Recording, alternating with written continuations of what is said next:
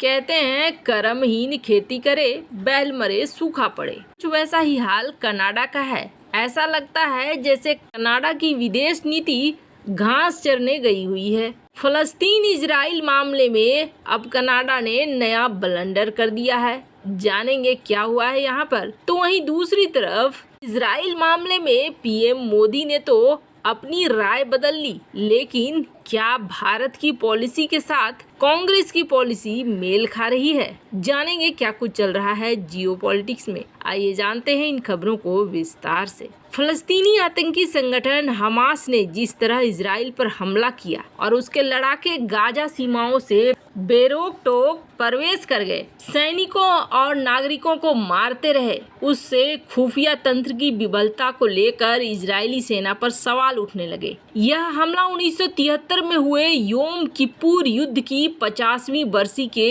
एक दिन बाद हुआ है। इस युद्ध में इजरायली सेना सीरिया और मिस्र के टैंकों से घिर गई थी। इत्तेफाक ये है कि ये युद्ध भी यहूदी समुदाय के पवित्र दिन पर ही हुआ था। इजरायली सेना एक बार फिर हमास के अचानक हमले से भौचक्का रह गई। इजराइल की राष्ट्रीय सुरक्षा परिषद के पूर्व सलाहकार जियोरा एलेंड का कहना है कि बिल्कुल वैसा ही है जैसा उस समय हुआ था। राष्ट्रीय सुरक्षा परिषद के अमेरिकी सरकार के राष्ट्रीय खुफिया उप प्रमुख जोनाथन पेनिकॉफ का कहना है कि ये खुफिया और सुरक्षा विफलता थी। हालांकि इजरायली सेना के प्रवक्ता ने कहा कि हम खुफिया तैयारियों को लेकर भविष्य में चर्चा करेंगे, फिलहाल हमारा ध्यान युद्ध की तरफ है। इजराइल ने हमेशा हमास को शत्रु माना है, लेकिन 2021 के युद्ध में गाजा को भारी नुकसान पहुंचाने के बाद उसने नीति बदल ली थी। उसने पुरस्कार और दंड की नीति अपनाई थी। इजराइल ने गाजा के हजारों लोगों को अपने देश अथवा अपना कब्जे वाले वेस्ट बैंक में काम करने की अनुमति दी थी। वहीं सख्त नाकाबंदी और हवाई हमले की चेतावनी भी लगातार जारी रखी थी।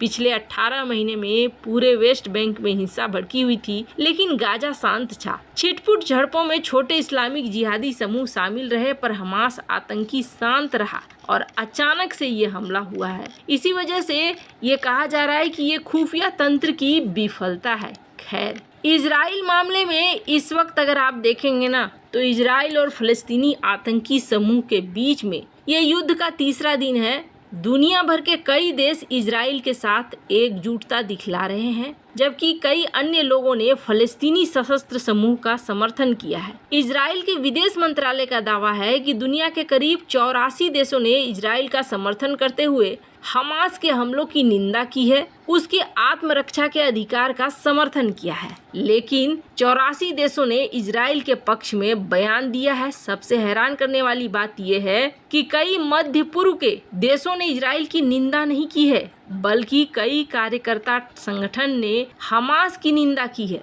अमेरिकी राष्ट्रपति जो बाइडेन ने कहा है कि इजराइल के लिए अमेरिका का समर्थन काफी ठोस और अटूट है। समर्थन दिखाने के लिए बाइडेन ने अमेरिकी जहाजों और युद्धक विमानों को भी इजराइल के करीब पहुंचने का आदेश दिया है। तो वहीं अमेरिका ने इजराइल के लिए नई सैन्य सहायता भेजी है। ब्रिटेन, फ्रांस, ऑस्ट्रेलिया, भारत सबने बताया है। पर आपको बता दें, भारतीय कांग्रेस कुछ इस दिशा में चल रही है। ऐसा लग रहा है जैसे कि भारत सरकार से इसकी बातें मेल खाती हुई नहीं दिख रही है। प्रधानमंत्री नरेंद्र मोदी ने इजराइल के साथ एकजुटता व्यक्त करने के लिए आतंकवादी हमले को लेकर हमास को एक आतंकवादी संगठन करार दिया, लेकिन भारत की मुख्य विपक्षी पार्टी कांग्रेस इजराइल फिलिस्तीन विवाद पर अभी अपने पुराने रुख पर कायम है। हालांकि कांग्रेस ने इजराइल पर किए गए क्रूर हमले की निंदा जरूर की है, लेकिन फिलिस्तीन को लेकर कांग्रेस ने संतुलन बनाने की कोशिश की है। हालांकि कांग्रेस ने पीएम मोदी के बयान के लहजे या रूपरेखा पर कोई आश्चर्य व्यक्त नहीं किया है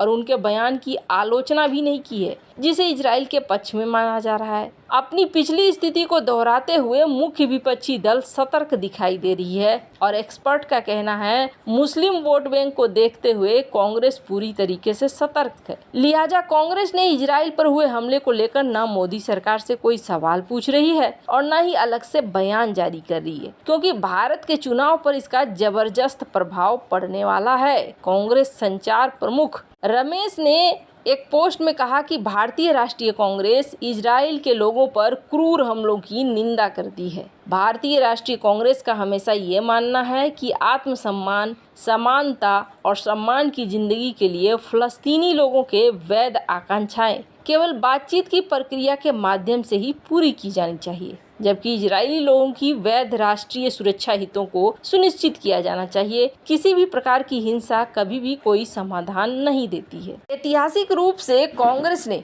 जब सरकार में थी उस वक्त भी और जब विपक्ष में रही उस वक्त भी हमेशा फलस्तीनी लोगों की वैध आकांक्षाओं का समर्थन किया, यहाँ तक कि इजराइल के साथ बेहतर संबंधों की आवश्यकता को भी बताया है। खैर, अब जहाँ एक तरफ ये सब कुछ हो रहा है तो वहीं दूसरी तरफ ऐसा लगता है जैसे कनाडा ने सचमुच में कुछ खा पी कर विदेश नीति तय करना शुरू कर दिया है। खुद इसके पत्रकार इसी तरीके की सवाल पूछ रहे हैं। आपको बता दें, स्क्रीन पर आप एक आर्टिकल देख रहे हैं, सुशांत सरीन के द्वारा ये शेयर किया गया जस्टिन ट्रूडो का वो बयान है जो इन्होंने इजराइल के प्रति दिया था। कनाडा के प्रधानमंत्री इन्होंने कहा था कि जो लोग हमास के इस आतंकी हमले में मारे गए हैं उनके प्रति हमारी संवेदनाएं हैं और उसके लिए हमने अपने टावर को ब्लू और व्हाइट कर दिया है। कनाडा इजराइल के साथ खड़ा है। आपको बता दें, पूरा संसद भवन रंग दिया, प्राइम मिनिस्टर का ऑफिस भी रंग दिया, ये दिखलाने के लिए कि कनाडा इजराइल के साथ है। लेकिन उनकी जो विदेश मंत्री हैं वो क्या कर रही हैं? अब तो सवाल उनके पत्रकार भी कह रहे हैं कि कहीं हमारी विदेश नीति कुछ सूंघ सांघ कर तो नहीं तय हो रही है। कनाडा के प्रधानमंत्री जस्टिन ट्रूडो जो भारत के खालिस्तानियों को अपने देश में संरक्षण दे रहे हैं, वो इजराइल विरोधियों को भी अपने देश में संरक्षण देते हैं। हमास ने जब इजराइल के ऊपर आतंकी हमला किया तो कनाडा में फ़लस्तीन समर्थकों ने जमकर जश्न मनाया, जिसके वीडियो सोशल मीडिया पर वायरल हो रहे हैं। वहीं अब कनाडा की विदेश मंत्री मेलानी जोली ने सोशल मीडिया प्लेटफॉर्म एक्स पर लिखा है कि उन्होंने फ़लस्तीनी अधिकारियों से बातचीत की। उन्होंने लिखा कि फ़लस्तीनी प्राधिकरण के डॉक्टर रियाद मल्की से बातचीत की। मैंने फ़लस्तीनी नागरिकों की मृत्यु पर संवेदनाएं व्यक्त की हैं और इजराइल पर हमास के आतंकवादी हमले की हमारी निंदा को दोहराई है। हिंसा रुकनी चाहिए और नागरिकों की सुरक्षा सर्वोपरि है। खैर, यहाँ पर कनाडा ने इजरायली हमले में मारे गए आतंकियों को लेकर शोक जताया है, जिसको लेकर कनाडाई विशेषज्ञों ने गंभीर सवाल खड़े कर दिए हैं। कनाडा के वरिष्ठ पत्रकार डैनियल बोर्डमैन ने मेलानी जोली की ट्वीट पर प्रतिक्रिया देते हुए कहा है कि कनाडा की फॉरेन पॉलिसी टीम ने क्या फूंक लिया है। एक तरफ जहां कनाडाई विदेश मंत्री फ़लस्तीनी अथॉरिटी से बात कर रही हैं, तो वहीं कनाडाई प्रधानमंत्री जस्टिन ट्रूडो ने ट्वीट करके इजराइल का पक्ष लेने की कोशिश की है। खैर, कनाडा की विदेश नीति तो इस वक्त सचमुच में बहुत खस्ता हाल चल रही है, तभी तो अजीबो तरीके के निर्णय ये नेता ले रहे हैं। वैसे इन सब मामले में आपकी क्या राय है, कमेंट कर जरूर बताएं। जल्द मिलते हैं अगली वीडियो में नई खबर के साथ।